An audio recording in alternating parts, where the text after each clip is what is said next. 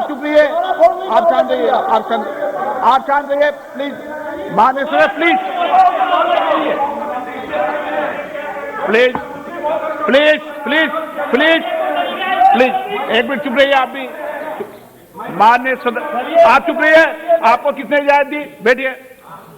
माननीय सदस्यगण, मैंने सभी माननीय सदस्यों को पर्याप्त समय पर्याप्त अवसर दिया है, लेकिन माननीय सदस्य आपने जब बोला तो मैंने कहा कि कोई भी इस सदन में नेता बोल रहे हैं, कोई टिप्पणी टिप्पणी करेंगे, लेकिन आज आप ये उचित व्यवहार नहीं है। सदन के नेता बोल रहे हैं, सदन की गरिमा को बनाए रखें, ये मेरा आपसे आग्रह है। आपको मैं बोलने का मौका दूंगा।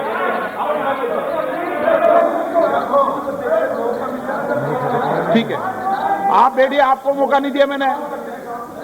माननीय प्रधानमंत्री जी प्लीज, माननीय अध्यक्ष जी आपको मौका नहीं। माननीय सदस्य प्लीज।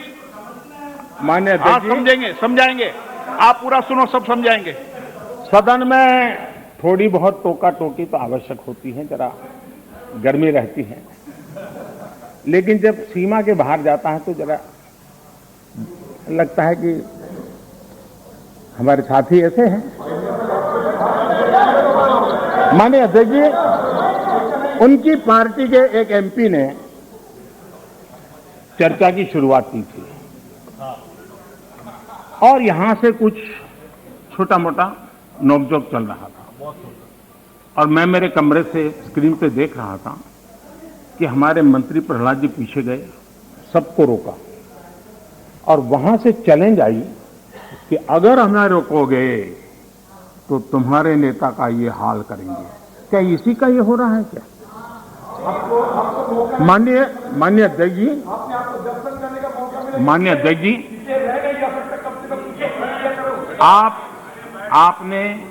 आपको अब हर एक को अपना सीआर सुधारने की कोशिश तो करनी चाहिए और मैं मानता हूं जितना किया है उससे आपका सीआर ठीक हो गया है।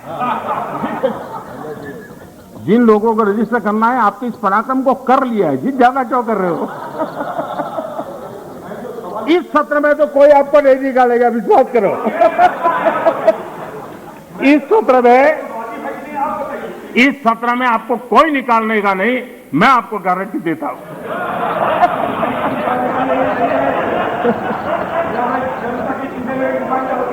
ठीक है, इस जगह से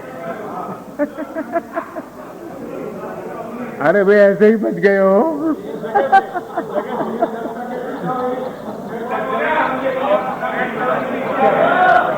माननीय अध्यक्ष जी, एफडीआई और एफपीआई का रिकॉर्ड निवेश आज भारत में हो रहा है।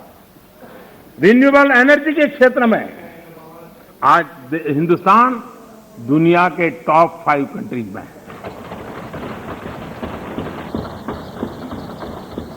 माननीय अध्यक्ष जी, ये सब इसलिए संभव हुआ है कि कोरोना काल में इतना बड़ा संकट सामने होने के बावजूद भी अपने कर्तव्य को निभाते हुए इस संकट के काल में देश को बचाना है तो रिफॉर्म जरूरी थी और हमने वो जो रिफॉर्म किए उसका परिणाम है कि आज हम इस तरीके से स्थिति पर आगे पहुंचे। माननीय अध्यक्ष जी, एमएसएमई सदस्य प्लीज सहित आप बैठिए। हर उद्योग को गलत तरीका है आपका, जरूरी सपोर्ट दी, बैठिए, ऐसे नहीं चलेगा। नियमों को, प्रक्रियाओं को सरल किया। आत्मनिर्भर भारत का जो मिशन है उसको हमने चरितार्थ करने के लिए भरपूर कोशिश की। ये सारी उपलब्धियां ऐसे हालत में देश ने हासिल की हैं जब अंतर्राष्ट्रीय स्तर पर आर्थिक जगत में बहुत बड़ी उथल पाथल आज भी चल रही है। सप्लाई चेन पूरी तरह चरमरा गई है। लॉजिस्टिक सपोर्ट में अनेक संकट पैदा हुए हैं। दुनिया में सप्लाई चेन की वजह से केमिकल फर्टिलाइजर पर कितना बड़ा संकट आया है और भारत आयात करने पर डिपेंडेंट है। कितना बड़ा आर्थिक बोझ देश पर आया है। पूरी विश्व में हालत पैदा हुई है, लेकिन भारत ने किसानों को इस पीड़ा झेलने के लिए मजबूर नहीं किया। भारत ने वो सारा बोझ देश ने अपने कंधों पर उठाया और किसान को ट्रांसफर नहीं होने दिया है। भारत ने फर्टिलाइजर की सप्लाई को भी निरंतर जारी रखा है। कोरोना के संकट काल में भारत ने अपनी खेती को, अपने छोटे किसानों को संकट से बाहर निकालने के लिए बड़े फैसले लिए। मैं कभी कभी सोचता हूं, जो लोग जड़ों से कटे हुए लोग हैं, 2-2, 4-4 पीढ़ी से महलों में बैठने की आदत हो गई है, वो देश के छोटे किसानों की क्या समस्या है वो समझ ही नहीं पाए। उनके अगल बगल में जिन किसानों की उनकी पहुंच थी, उससे आगे देख नहीं पाए हैं। और मैं कभी ऐसे लोगों को पूछना चाहता हूं कि छोटे किसानों के प्रति आपकी इतनी नफरत क्यों है? क्या आप छोटे किसानों के कल्याण के लिए आप रोड़े अटकाते रहते हो? छोटे किसानों को इस संकट में डालते हो? माननीय अध्यक्ष जी,